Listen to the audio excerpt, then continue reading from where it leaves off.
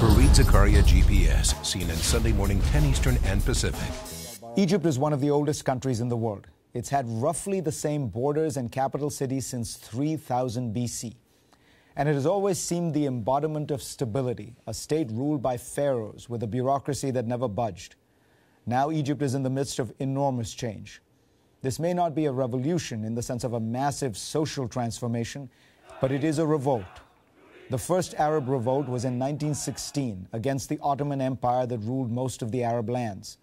What is going on today in Tunisia and now Egypt is the second Arab revolt against the strongmen who have ruled these lands for decades. Tunisia was the spark that lit the fire. Television and the internet and social media amplified and accelerated the forces of change.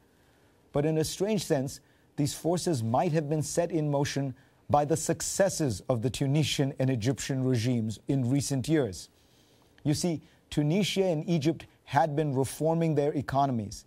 This had stimulated growth as a consequence. Tunisia had been growing at 5% a year and Egypt much faster than that. Economic growth stirs up expectations.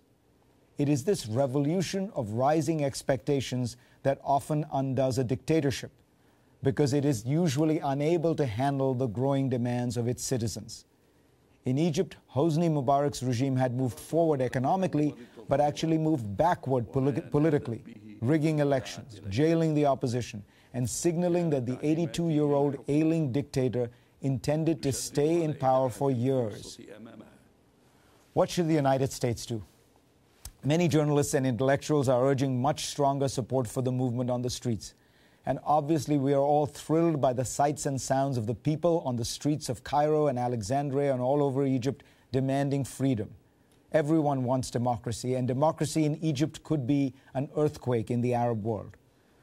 But President Obama does have to balance his support for democracy with the reality that Egypt has been a partner with America for over 30 years. Imagine the alternative, that at the first signs of street protests, the United States unceremoniously dumps a stalwart ally that has made peace with Israel, fought al-Qaeda, tried to moderate Hamas, and brokered deals for the Palestinians. My solution would be that President Obama clearly and firmly, but privately, tell President Mubarak that he must resign. Perhaps not immediately, but soon.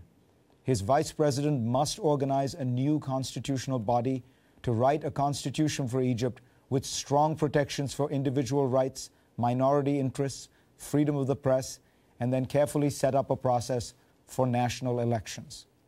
Obama does not need to call publicly for Mubarak's resignation, but he does need to get him to go. America has been urging the Egyptian regime to reform for years, even decades. Hosni Mubarak never took these calls seriously. Had he done so, had he come out in front of these changes, had he come out in front of his people, he could have avoided this revolt. But that is the story of dictators. It is often too little, too late.